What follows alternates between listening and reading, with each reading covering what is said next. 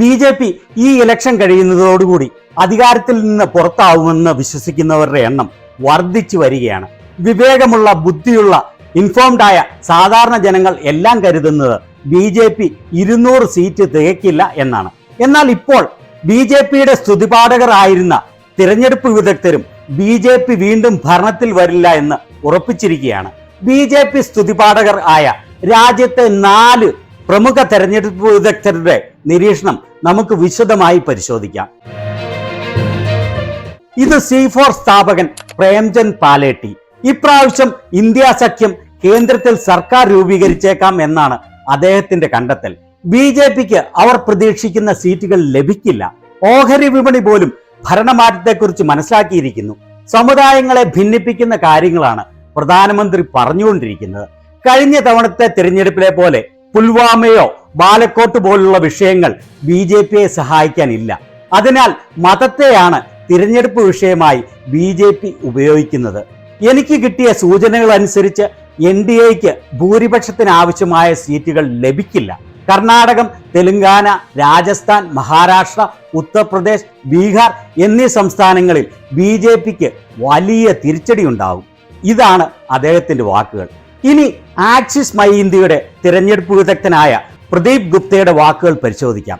അഞ്ജന ഓം കശ്യപുമായുള്ള അദ്ദേഹത്തിന്റെ ഇന്റർവ്യൂ കണ്ടോളൂ. नहीं अंजना जी, चुनाव बहुत ही इंटरेस्टिंग है और बहुत ही हम लोग तो इसको एंजॉय कर रहे हैं. बोलते हैं ना, लोकतंत्री प्रक्रिया मतलब लास्ट ओवर तक खेला जा रहा है, आप ये कह रहे हैं?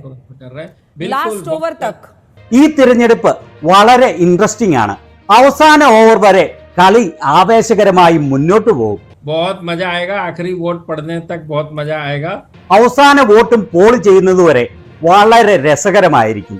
वही जनता तय कर रही है कि सरकार के दावों में दम है या विपक्ष के वादों में दम है. जनता अपने इरादे जो है वो प्रकट कर रही है अपनी चुनावी प्रक्रिया के माध्यम से. ഇന്ത്യ മുന്നണിയുടെ തെരഞ്ഞെടുപ്പ് വാഗ്ദാനങ്ങൾ ജനങ്ങളിൽ വലിയ മാറ്റമുണ്ടാക്കിയിട്ടുണ്ട്. CSDSന്റെ സ്ഥാപകൻ സഞ്ജയ് കുമാർ പറയുന്നത് ഇങ്ങനെയാണ്. പ്രധാന ചോദ്യം എന്ന് പറയുന്നത് ബി 272 നേടാൻ ആവുമോ എന്നതാണ്. ബി 272 താഴെ പോകുമെന്നാണ് എന്റെ നിരീക്ഷണം. അവർ 265 ഒതുങ്ങാനുള്ള സാധ്യതയാണ് കാണുന്നത്. ഈ തെരഞ്ഞെടുപ്പ് 180 ഡിഗ്രി തിരിഞ്ഞിരിക്കുകയാണ്.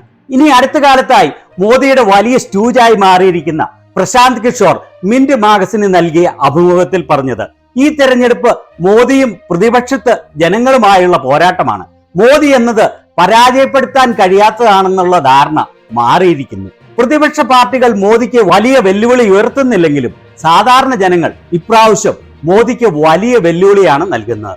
ഇതാണ് പ്രശാന്ത് കിഷോർ പറഞ്ഞത്. ഈ തെരഞ്ഞെടുപ്പ് കാലത്ത് ആദ്യമായാണ് പ്രശാന്ത് കിഷോർ തന്റെ ട്യൂൺ ഒന്ന് മാറ്റുന്നത്. ഈ 4 പേരുടെയും അഭിപ്രായത്തിൽ നിന്ന് വളരെ വ്യക്തമാണ്. മോദിയുടെ കള്ളത്തരങ്ങളും പൊള്ളത്തരവും ജനങ്ങൾ വലിയ തോതിൽ മനസ്സിലാക്കിയിരിക്കുന്നു. മോദി ഇന്ത്യയെ എല്ലാ വിധത്തിലും പിന്നോട്ടടിച്ചു എന്നുള്ള വലിയ യാഥാർത്ഥ്യം വളരെയേറെ ജനങ്ങളുടെ കണ്ണു തുറപ്പിച്ചിരിക്കുന്നു. എന്നാൽ മോദിയുടെ സെലക്ഷൻ കമ്മീഷൻ ഇന്ത്യയിലെ ജനങ്ങളുടെ ഭാവിക്കുമേൽ വലിയ വിലങ്ങുതടിയായി നിൽക്കുകയാണ്. എങ്ങനെയും മോദിയെ വിജയിപ്പിക്കാൻ.